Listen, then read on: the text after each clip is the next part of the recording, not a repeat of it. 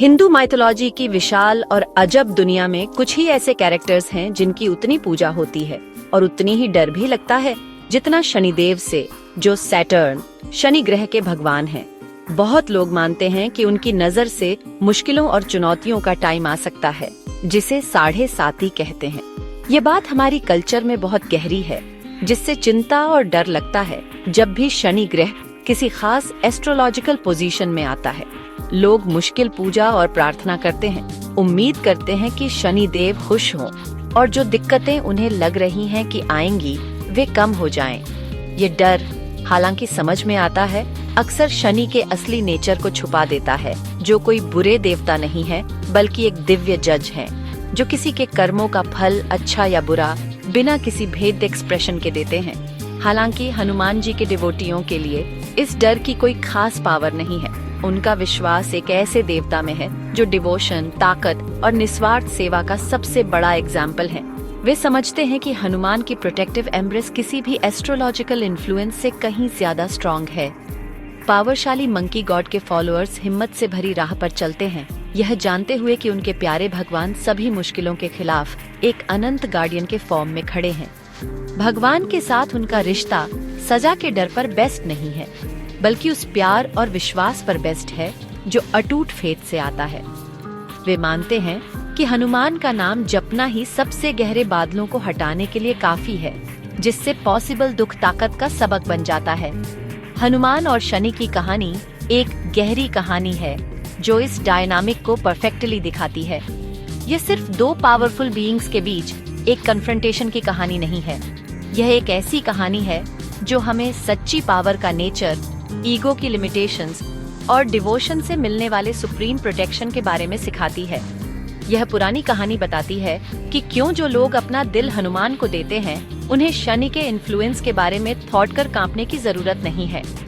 यह बताती है कि कैसे हनुमान की हम्बलनेस और बहुत ज्यादा ताकत, जो भगवान राम के लिए उनके प्योर प्यार से आई है, सबसे ताकतवर कॉस्मिक फोर्स को भी शांत कर सकती है। एक पॉसिबल एडवर्सरी को उनके सभी फॉलोअर्स के लिए एक पेटिलू दोस्त में बदल सकती है। यह कहानी बहुत ज्यादा सुकून और इंस्पिरेशन देती है। ये एक ऐसा टाइमलेस रिमाइंडर है कि भले ही सेलेस्टियल बॉडीज और उनसे जुड़े देवता कर्म और कॉस्मिक ऑर्डर के रूल्स को कंट्रोल करते हों, एक भक्त का प्योर हार्टेड फेथ काल्मी का एक ऐसा ठिकाना बना सकता है जो इन रूल्स से भी ऊपर है। ये कहानी हमें सुपरस्टिशन और डर से आगे देखने और इसके बजाय भगवान के साथ एक गहरा पर्सनल कनेक्शन बनाने के लिए एनकरेज करती है। ये बताती है कि हमें जो सबसे बड़ा प्रोटेक्शन मिल सकता है वह हमारे डर को शांत करने में नहीं, बल्कि हमारे प्यार और डिवोशन को एडहेरेंस में है। एक ऐसा सबक जिसे अनंत और हमेशा चौकस भगवान हनुमान, जो डिवोटियों के रक्षक हैं, ने दिखाया है। भगवान हनुमान बेजोड़ शक्ति और सद्गुणों वाले एक कैरेक्टर हैं। हमारी पवित्र कहानी में अनंत शक्ति का एक सिंबल। वे चिरंजीवियों में से एक हैं, 7 अमर लोग जिन्हें मौजूदा कॉस्मिक युग, कलयुग के अंत तक जीना है। यह इमॉर्टलता पर्सनल बेनिफिट के लिए मांगी गई कोई वरदान नहीं थी, बल्कि भगवान राम की सेवा में उनकी निस्वार्थ डिवोटी और अविश्वसनीय टास्कों को पहचानते हुए डीटीओ ने उन्हें यह दिया था। ब्रह्मा ने उन्हें ऐसा जीवन दिया जो सबसे ताकतवर हथियारों से भी बेअसर था, जबकि इंद्र ने उन्हें वज्र से इनवल्नरेबिलिटी का वरदान दिया। इन आशीर्वादों ने उन्हें सिर्फ फिजिकली अमर नहीं बनाया, बल्कि स्पिरिचुअली भी इनविंसिबल बनाया। उनकी शक्ति लगातार अपने प्यारे भगवान पर उनके अटूट ध्यान से बढ़ती रहती थी। उनकी ताकत लेजेम-फियरी है, एक ही छलांग में पहाड़ों को हिलाने और समुद्रों को पार करने में केपेबल। फिर भी उनकी सबसे बड़ी शक्ति सिर्फ उनकी फिजिकल ताकत में नहीं है, ये उनकी हम्बलनेस और राम के लिए उनके असीमित प्यार में है। उनकी हर एक एनर्जी, हर एक सोच और हर एक एक्शन अपने मालिक को एक भेंट है। ये एक तरफा डिवोशन या डिवोटी उनकी असीमित शक्ति का असली सोर्स है।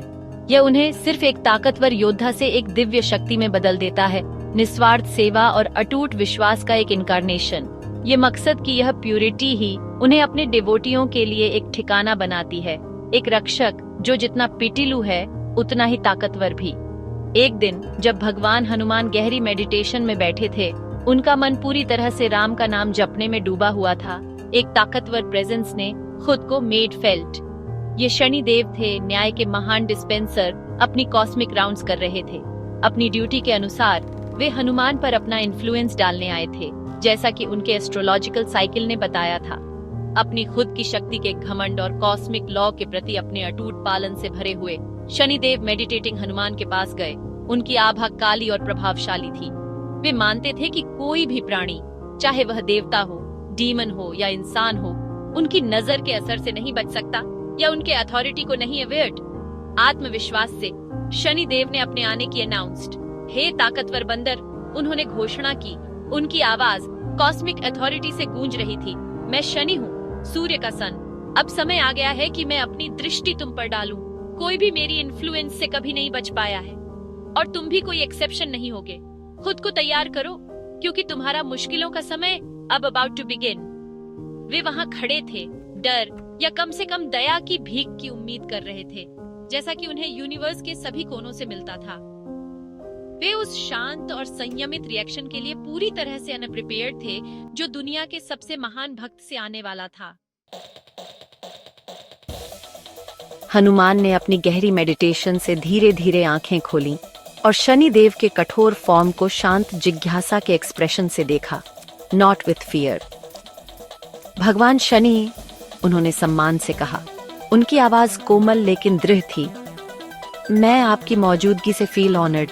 हालांकि इस समय मैं अपने एग्जिस्टेंस के सबसे महत्वपूर्ण काम में लगा हूँ, अपने भगवान राम का मेडिटेटिंग ऑन। मैं अपनी प्रार्थनाएं करने वाला हूँ। क्या आप मुझे पूरा करने देंगे? मेरे पूरा होने के बाद आप अपनी कॉस्मिक ड्यूटी वैसे ही कर सकते हैं जैसे आपको डीम फिट। ये विनम्र अनुरोध कमजोरी का संकेत नहीं था, बल्कि हनुमान के अटूट ध्यान का था। उनके लिए राम के प्रति उनकी डेवोटी से ज्यादा कुछ भी महत्वपूर्ण नहीं था। हालांकि शनिदेव को इंतजार करने के लिए कहने की नॉट अकस्टम्ड टू। उनका अहंकार, जो उनके द्वारा कमांडेड यूनिवर्सल डर से भरा था, इसे अवज्ञा का काम अंडरस्टूड। क्या तुम नहीं जानते मैं कौन हूँ? उन्होंने पलटवार किया। उनकी आवाज रोज। मेरी शक्ति एब्सोल्यूट। जब मैं तय करता हूँ कि समय आ गया है, तो वह आ गया है। मैं तुम्हारी प्रार्थनाओं के खत्म होने का विल नॉट वेट। मैं अभी तुम्हारे सिर पर बैठूंगा और तुम्हारी सारे साथी शुरू करूंगा। अपने घमंड से अंधे होकर शनि यह पहचानने में नाकाम रहे कि वे किसी साधारण प्राणी से बात नहीं कर रहे थे, बल्कि दिव्य सेवा के साक्षात अवतार से बात कर रहे थे। उन्होंने हनुमान की विनम्रता को अहंकार समझा और अपना दबदबा कायम करने की प्रिपेयर्ड। बिना एक शब्द कहे हनुमान ने कालमी से अपनी मेडिटेशन फिर से शुरू कर दी, अपने मन को भगवान राम के डिवाइन फॉर्म पर फोकस्ड। जैसे ही शनिदेव ने अपने अहंकार में हनुमान के सिर पर चढ़ने की कोशिश की ताकि अपना एक्सप्रेशन डाल सकें, हनुमान ने फैसला किया कि अब राम की सेवा जारी रखने का समय आ गया है, जिसमें एक बड़ा काम करना इन्वॉल्व। वे आकार में बढ़ने लगे, अपने भगवान द्वारा दिए गए एक काम के लिए औषधीय जड़ी बूटियां इकट्ठा करने के लिए एक विशाल पर्वत प्रिपेयरिंग टू लिफ्ट। जैसे जैसे हनुमान का शरीर फैलता गया, शनिदेव खुद को हनुमान के पावरशाली, लगातार बढ़ते हुए कंधे और ब्रह्मांड की छत के बीच फंसा हुआ पाया, इमेंस प्रेशर से बीइंग क्रश्ड। पावरशाली शनि, जिसने डीईटियों और राजाओं को भी कांपने पर मजबूर कर दिया था, अब एक दर्दनाक दुविधा में वे ट्रैप्ड। प्रेशर बहुत ज्यादा था और वे दर्द से चिल्लाए, लेकिन हनुमान अपनी डिवोटी में डूबे हुए थे, मानो उन्हें पता ही न हो कि उन्होंने किस देवता को स्वर्ग के खिलाफ हैड प्रेस्ड। मुझे छोड़ो, शनि ने विनती की।